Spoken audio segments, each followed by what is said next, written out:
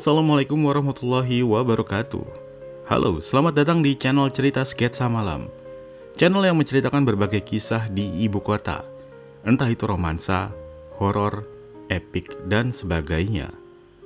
Apabila ada kesamaan baik nama tokoh dan lokasi, itu semua hanya kebetulan semata.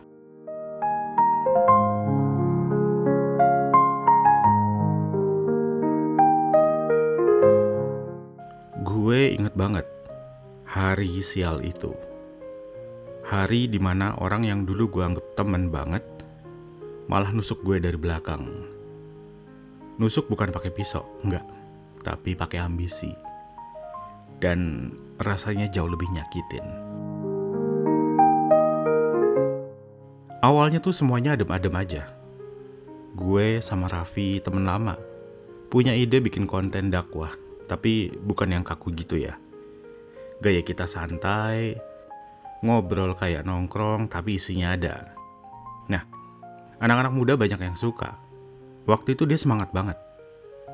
Bro, ini bukan cuma konten, ini jalan dakwah bro. Kita bakal meledak. Gue percaya banget sama omongannya. Gue pikir ya, ini tuh bakal jadi perjuangan bareng. Gue ngurus ide, nulis, riset, desain, pokoknya kerjaan dalaman semua.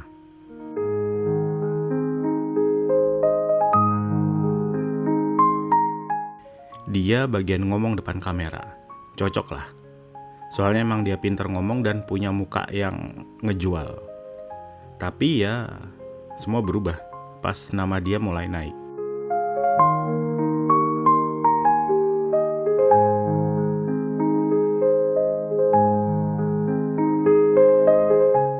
Suatu malam lagi nongkrong di studio kecil, dia nyengir sambil ngopi.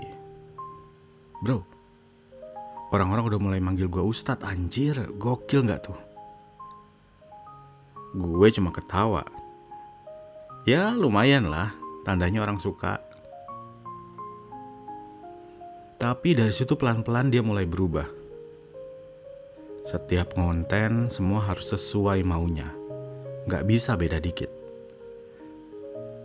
Kalau gue kasih ide malah dicuekin. Kalau gak sejalan, dia langsung pasang muka nyolot. Gue inget banget waktu gue bilang, gimana kalau kita bahas soal beda pendapat ulama, biar orang-orang ngerti gak harus kaku. Dia langsung nyaut, udah bro, orang-orang tuh gak butuh debat, mereka butuh dengerin gue.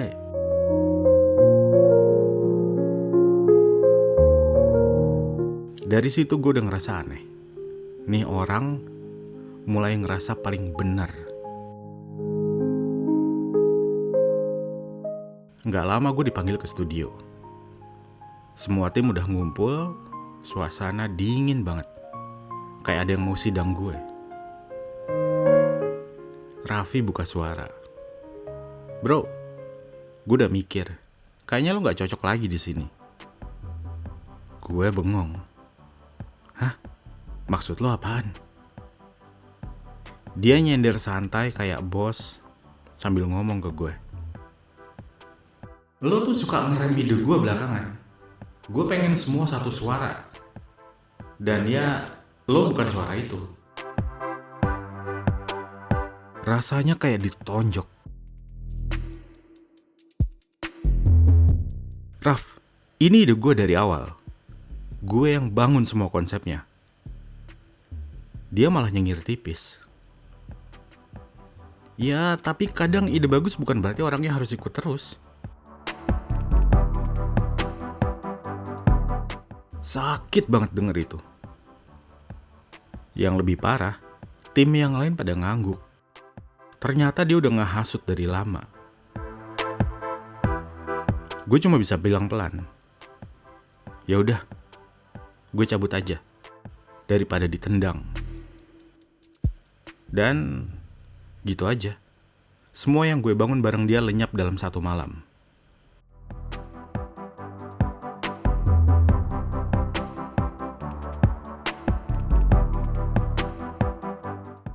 Hari-hari setelah itu berat banget. Nama dia makin naik, muncul di mana-mana, Orang-orang muji-muji, manggil dia ustadz muda, panutan.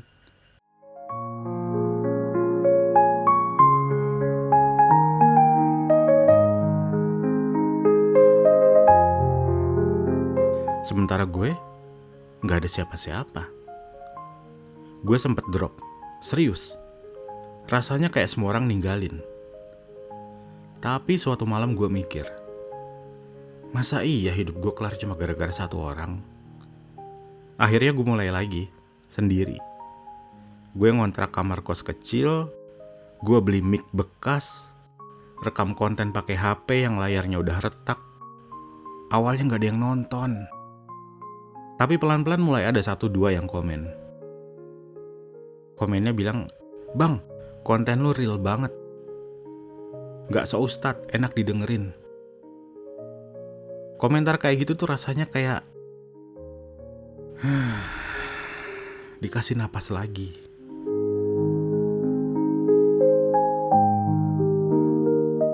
Sementara gue bangun pelan-pelan, gosip tentang Raffi mulai muncul. Beberapa orang DM gue, bilang mereka dulu sempat kerja bareng dia, tapi kabur karena gak tahan. Dia beda banget sama di depan kamera. Manipulatif bro, semua harus ikut omongannya. Itu kata mereka. Gue gak kaget, tapi gue juga gak niat balas dendam. Saat itu gue cuma fokus bikin konten sendiri. Tapi tiba-tiba boom, satu videonya viral. Tapi bukan karena keren ya.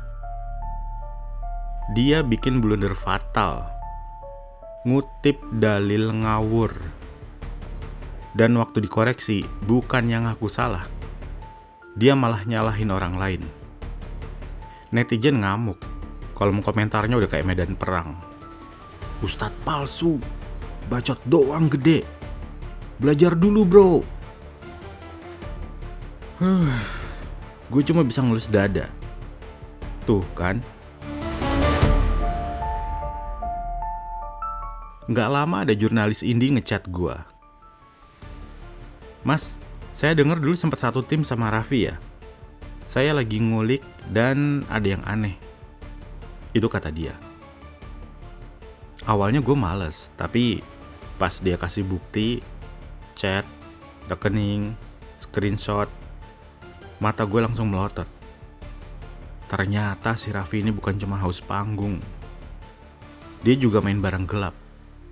Jualan senjata ilegal lewat komunitas eksklusif yang dia bangun sendiri. Parahnya lagi, dia sering ngadu domba dan hasut orang buat serang konten kreator lain yang gak sejalan sama dia. Gue shock bener. Dulu gue pikir dia cuma egois. Ternyata jauh lebih busuk.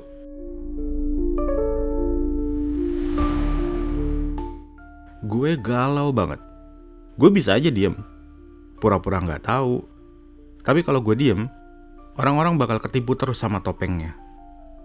Jadi gue mulai buka suara pelan-pelan. Gue bikin konten soal bahaya mengkultuskan orang, kemudian konten gimana karisma bisa bikin orang buta, sama pentingnya mikir sendiri. Gue gak sebut nama ya, tapi ya lo tahu sendiri netizen pinter. Videonya meledak, komentarnya rame banget. Di sana banyak tulisan, "Wah, ini mah jelas banget siapa yang dimaksud." Terus ada lagi yang komen, "Gue dulu juga ikutan komunitas itu, serem bro." Ada lagi yang nyemangatin, "Respect bang, berani ngomong." Nah, media tuh mulai ngendus, nama dia mulai jelek, panggungnya goyah. Dan bener aja, gak butuh waktu lama, ada thread panjang banget di medsos. Isinya, ya lo tahu semua. Bukti kelakuan busuk Raffi, transaksi ilegal, hasutan, rekening gila-gilaan, bahkan testimoni dari orang dalam. Tagar namanya langsung trending. Orang-orang yang dulu muji, sekarang ngata-ngatain. "Ustadz apaan nih? Dasar penipu berkedok agama."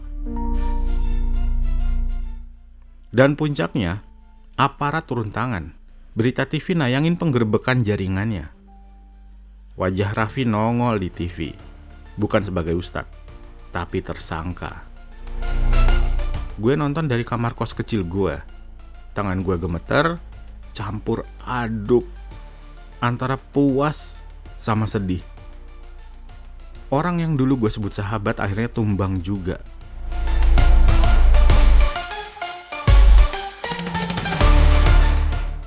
Orang pikir gue seneng banget ngeliat dia jatuh. Padahal gak segampang itu. Gue masih inget masa-masa kami tuh ketawa bareng. Begadang, ngedit video pertama, ngerayain 1000 subscriber pertama. Semua itu sekarang cuma tinggal luka. Suatu malam gue duduk sendiri di depan mic, ngomong sambil nunduk. Dulu gue punya teman. Kita bangun mimpi bareng, tapi mimpi itu hancur gara-gara keserakahan. Kadang orang yang paling lo percaya justru nusuk yang paling dalam.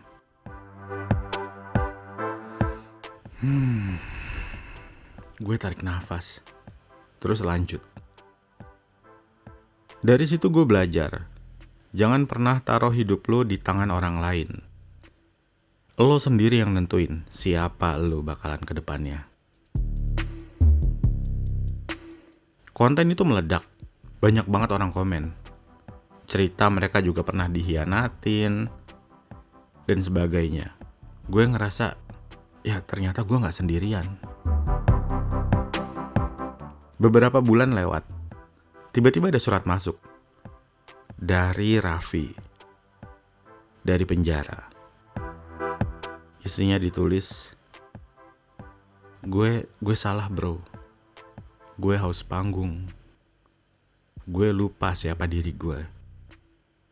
Gue gak minta lo maafin, tapi gue pengen lo tahu semua. Semua yang lo bilang dulu itu benar.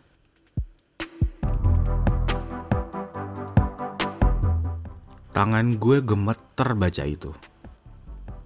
Perasaan gue campur aduk lagi. Gue gak tahu harus marah atau kasihan. Akhirnya gue balas singkat aja. Gue udah gak dendam, tapi luka itu gak bakal hilang.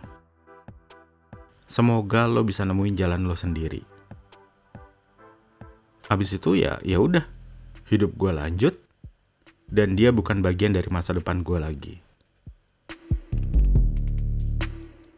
Sekarang tiap kali gue nyalain kamera, gue gak mikirin siapa yang lebih tenar.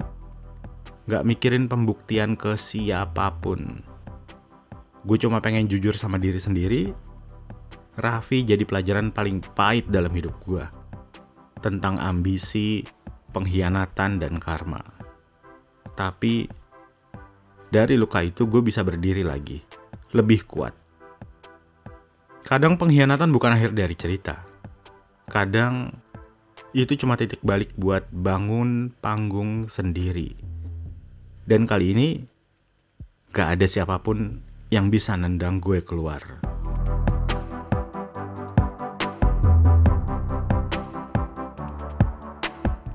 Demikian cerita yang bisa kami sampaikan. Kurang lebihnya kami mohon maaf. Kita bertemu lagi di kisah berikutnya. Jangan lupa like, subscribe, dan bunyikan tanda lonceng agar tidak ketinggalan jika nanti ada konten terbaru dari kami. Wabillahi taufiq wal hidayah. Wassalamualaikum warahmatullahi wabarakatuh.